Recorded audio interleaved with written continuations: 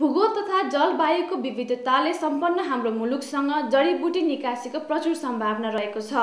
यता जडीबुटी, गैर काष्ठ वन पैदावार तथा सुगन्धित तेलको अन्तर्राष्ट्रिय बजारमा नेपाल प्रतिस्पर्धी देखिन्छ।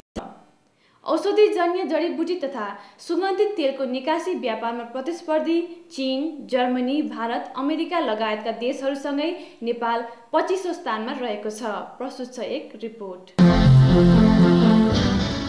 भूगोल तथा जलवायुको विविधताले सम्पन्न नेपालसँग जडीबुटी निकासीको प्रचुर सम्भावना छ।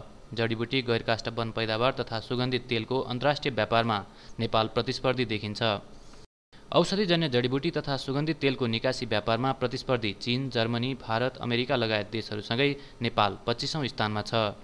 नेचुरल हिसाबले पनि बहुत धेरै बहुमूल्य जडीबुटीहरू पनि छन् र त्यो बहुमूल्य जडीबुटीको चाहिँ टेक्नोलोजी हामीले चाहिँ डेभलप गर्न सक्यो भने, त्यसको चाहिँ नर्सरी टेक्निक, कल्टिभेसन टेक्निकहरू डेभलप गर्न सक्यो भने हामीले चाहिँ त्यसको कमर्सियल स्केलमा चाहिँ कल्टिभेसन गरेर चाहिँ प्रचुर मात्रामा चाहिँ त्यहाँबाट हामीले फाइदा मतलब लिन सक्छौँ। त्यसमा अर्को कुन हिसाबले हो भने जस्तै अब कतिपय जडीबुटीहरू हजुरको हामीले चाहेर पनि अरू ठाउँमा ओपन स्पेसमा चाहिँ कल्टिभेसन गर्न सक्दैनौँ, तर यहाँनिर जस्तै एकदम हाई भ्यालु लो भोल्युमवाला जो भएको जडीबुटीहरू त्यस्तोलाई चाहिँ कल्टिभेसनमा लान सक्यो भने त्यहाँबाट धेरै फाइदा लिन सकिन्छ जस्तो लाग्छ र त्यसले चाहिँ नेसनल इकोनोमीमा पनि एकदमै कन्ट्रिब्युट गर्छ र त्यस्तो किसिमको प्रोग्रामहरू कल्टिभेसन गर्ने र यहीँनिर नेपालभित्रै प्रशोधन गरेर हामीले एक्सपोर्ट गर्न सक्यो भने त्यसले चाहिँ इम्प्लोइमेन्ट पनि जेनेरेट गर्छ र इन्कम पनि त्यसले चाहिँ अब जेनेरेट गर्छ। हिमाली, पहाडी र तराई क्षेत्रमा जलवायुको विविधतासँगै विभिन्न प्रजातिका सुगन्धित वनस्पति तथा जडीबुटी पाइन्छ। हिमाली क्षेत्रमा पाइने यार्चा गुम्बा नेपालबाट निकासी हुने सबैभन्दा महँगो जडीबुटी हो।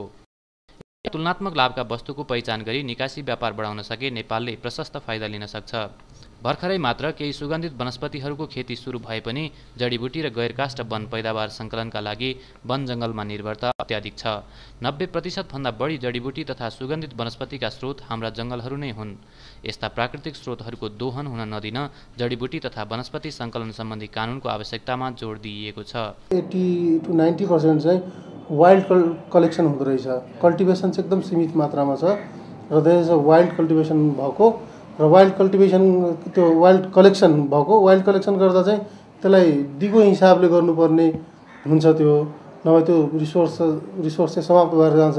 त्यो चाहिँ अहिले वाइल्ड कलेक्सनलाई चाहिँ कसरी सस्टेनेबली हामीले कलेक्ट गर्ने त्यो सम्बन्धी चाहिँ हार्भेस्टिङ गाइडलाइनहरू अझै पनि तयार नभइसकेको र त्यो गाइडलाइन कस्तो हुन्छ भने तपाईँको स्पेसिस स्पेसिफिक हुन्छ, बनाउनुपर्छ। जस्तै अथवा कुन पार्ट युज हुन्छ होइन ट्रेडमा, जस्तै कुनै जडीबुटीको चाहिँ जरा मात्रै युज हुन्छ, कसैको चाहिँ बोक्रा युज हुन्छ, कसैको पात युज होला भनेपछि पात चाहिँ कति मात्रामा सङ्कलन गर्दा चाहिँ त्यो रुखलाई हानि नोक्सानी पुर्याउँदैन र भोलि पर्सि पनि त्यहाँबाट हार्भेस्ट लिन सकिन्छ, अथवा जरा अथवा बोक्रा कति मात्रामा झिक्दा चाहिँ त्यो रुख चाहिँ सुक्दैन, त्यो किसिमको चाहिँ एउटा स्ट्यान्डर्ड गाइडलाइनहरू बनाउनु पर्ने आवश्यकता छ। सुगन्धित तेल विश्व बजारमा निर्यात गरिरहेका निजी क्षेत्रका केही व्यवसायीले लेमनग्रास, कुरिलो, मेन्था, टिमुर जस्ता वनस्पतिहरूको व्यावसायिक खेती गरिरहेका छन्। सुगन्धित वनस्पति तथा जडीबुटी उत्पादनले ग्रामीण जनजीविकामा परिवर्तन ल्याउन सक्छ। तर खेती प्रविधि र जडीबुटी तथा वनस्पति पहिचानमा समस्याका कारण व्यावसायिक खेतीमा निजी क्षेत्र तथा किसान उत्साहित भने छैनन्। कल्टिभेसनमा जाँदाखेरि कस्तो हुन्छ भने कहिलेकाहीँ चाहिँ अब राम्रो भेराइटीको बिउ बिजन नपाइने होइन, अब जस्तो अर्ग्यानिक सर्टिफिकेसनमा त जानै पर्ने हुन्छ। अर्ग्यानिक प्रोसेसमा जानुको लागि जस्तो अर्ग्यानिक फर्टिलाइजरको कुरा हो होइन, त्यसपछि आएर चाहिँ अब इन्सेक्टिसाइड पेस्टिसाइडको उपलब्ध पनि त्यति नहुने। अनि कल्टिभेसन गरिसके पछाडि अब जस्तो हाम्रो चाहिँ अब किसानहरूलाई के को ज्ञान त्यति राम्रो चाहिँ ट्रेन छैन भने कुन समयमा हार्भेस्टिङ गर्दाखेरि अथवा चाहिँ कति मात्रामा हार्भेस्टिङ गर्दाखेरि राम्रोसँग उत्पादन लिन सक्छ भन्ने त्यति चाहिँ अब उहाँहरूलाई त्यो ज्ञान चाहिँ पुगेको छैन क्या, त्यो समस्या हो। वाइल्ड हार्भेस्टमा चाहिँ कस्तो हुन्छ भने अब समूहको पदाधिकारीहरूलाई त ज्ञान छ होइन, दिगो तरिकाले त्यसको व्यवस्थापन गर्नुपर्छ, दिगो सङ्कलन गर्नुपर्छ भन्ने, तर कलेक्टर लेभलमा चाहिँ त्यो ट्रेनिङ अथवा त्यो ज्ञान नपुगेको हुनाले कहिलेकाहीँ समयभन्दा अगाडि नै उहाँहरूले सङ्कलन गर्ने, कहिले चाहिँ सङ्कलन गर्नुपर्ने जति भाग हो त्योभन्दा बढी सङ्कलन गर्ने होइन, त्यस्तो खालको चाहिँ छ। वनस्पति विभागले नेपालमा 700 प्रजातिका जडीबुटी पहिचान गरेको छ, तर वन सम्पदा तथा प्राकृतिक स्रोत व्यवस्थापनमा काम गरिरहेका विभिन्न राष्ट्रिय तथा अन्तर्राष्ट्रिय गैर-सरकारी संस्थाहरूले 1700 प्रकारका जडीबुटी पहिचान गरेका छन्। नेपालबाट निर्यात हुने सुगन्धित तेल, जडीबुटी तथा गैरकाष्ठ वन पैदावारको ठूलो हिस्सा छिमेकी भारतले ओगटेको छ। यसबाहेक हङकङ, सिङ्गापुर, जर्मनी, चीन, जापान, बङ्गलादेश, फ्रान्स लगायतका देशमा सुगन्धित तेल तथा जडीबुटी निर्यात हुन्छ। औषधि र सौन्दर्य सामग्री निर्माणका लागि यस्ता जडीबुटी र सुगन्धित वनस्पति निर्यात हुने गर्दछ। तर जडीबुटी तथा सुगन्धित वनस्पति निर्यातका लागि नयाँ बजारको खोजी, व्यावसायिक उत्पादन तथा वन पैदावारको दिगो सङ्कलन जस्ता क्षेत्रमा चुनौती यथावत छन्। मार्केट खोज्नुभन्दा अगाडि त आफूसँग उत्पादन हुनु पऱ्यो, प्रडक्ट हुनु पऱ्यो। प्रडक्ट भइसके पछाडि त्यसको चाहिँ टेस्ट हुनु पऱ्यो, एनालाइसिस हुनु पऱ्यो होइन। टेस्टको रिजल्ट आइसके पछाडि अनि मार्केटलाई मसँग यो चाहिँ प्रडक्ट छ है भनेर एप्रोच गर्ने कुरा हुन्छ। अनि त्यो मार्केटले के गर्छ भने उसले पनि अब बजारमा चलिरहेको आइटम हो भने उसको रिक्वायरमेन्ट अनुसार उसले डिमान्ड गर्ने कुरा हुन्छ। केही नयाँ आइटम हो भने उसले पनि फेरि थप टेस्ट गरेर कुन प्रडक्टको लागि उपयुक्त छ त्यो हेरेर अनि त्यसपछि मात्रै उसले चाहिँ डिमान्ड गर्छ। अनि यो मार्केट र सप्लाई साइड चाहिँ जहिले पनि हामी हाइड एन्ड सिक भन्छौँ होइन। त्यो भनेको चाहिँ लुकामारी जस्तो हामीले प्रयास गरिरहेको हुन्छ मार्केटिङ गर्नको लागि, बजारमा गइरहेको हुँदैन। अनि ठ्याक्कै बजारको डिमान्ड एउटा हुन्छ, त्यो चाहिँ हाम्रो सप्लाई साइड कमजोर भइरहेको हुन्छ। नेपालबाट जडीबुटी तथा गैरकाष्ठ वन पैदावार कच्चा वस्तुका रूपमा निकासी हुने गरेका छन्। सुगन्धित वनस्पति भने प्रशोधन गरी सुगन्धित तेल निर्यात हुने गरेको छ। यस्ता वस्तुहरूको परीक्षण गरी प्रमाणपत्र जारी गर्ने विश्वव्यापी मान्यता प्राप्त प्रयोगशाला नहुँदा निकासी व्यापार प्रभावित हुने गरेको छ। प्राणी, वनस्पति तथा खाद्य स्वच्छता सम्बन्धी सेनिटरी एन्ड फाइटोसेनिटरी मापदण्ड खाद्य वस्तुमा जस्तै वनस्पति र जडीबुटीमा पनि लागू हुन्छ। व्यवसायी तथा विज्ञहरूले जडीबुटी तथा वन पैदावार कच्चा वस्तुको रूपमा भन्दा पनि प्रशोधन गरी निर्यात गर्दा अत्याधिक लाभ लिन सकिने बताएका छन्। हाम्रो कतिपय कल्टिभेसनको प्रोसेसिङको टेक्नोलोजीहरू डेभलप नभइसकेको अवस्था छ।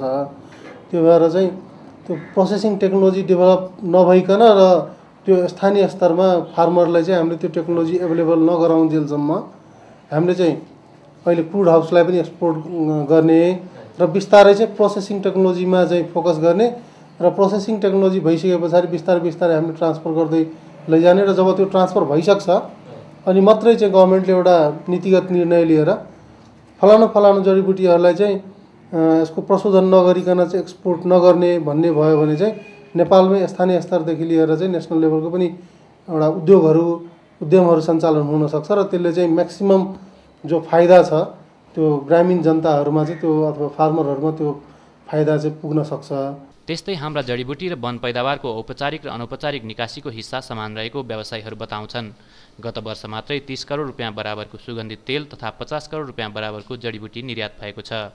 अब हाम्रो चेकपोस्टहरू अथवा जिल्ला वन कार्यालयको एउटा इलाका वन कार्यालयहरू अथवा भन्सारहरू उत्तरमा चाहिँ धेरै सीमित देखिन्छ।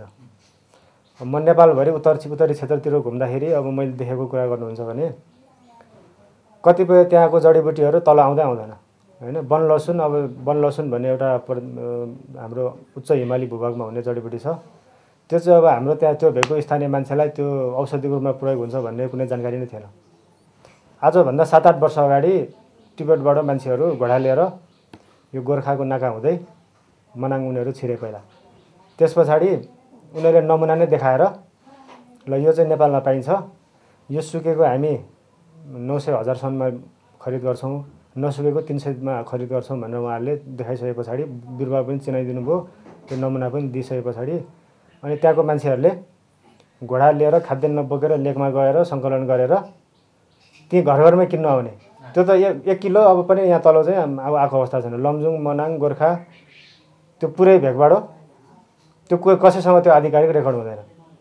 जडीबुटी, सुगन्धित तेल तथा गैरकाष्ठ वन पैदावारको निर्यात व्यापार अभिवृद्धि गर्न सरकारले सङ्कलक तथा उत्पादक र व्यापारी बीच सञ्जाल स्थापना गरी बजार व्यवस्थापन गर्ने, जडीबुटी प्रशोधनका लागि पूर्वाधारहरूको विकास तथा वस्तु प्रमाणीकरणका लागि प्रयोगशाला स्थापनालाई प्राथमिकता दिएको छ। त्यस्तै वन जङ्गलबाट जडीबुटी वनस्पतिको व्यवस्थित सङ्कलन, व्यावसायिक खेती तथा प्रशोधनमा जोड दिइएको छ।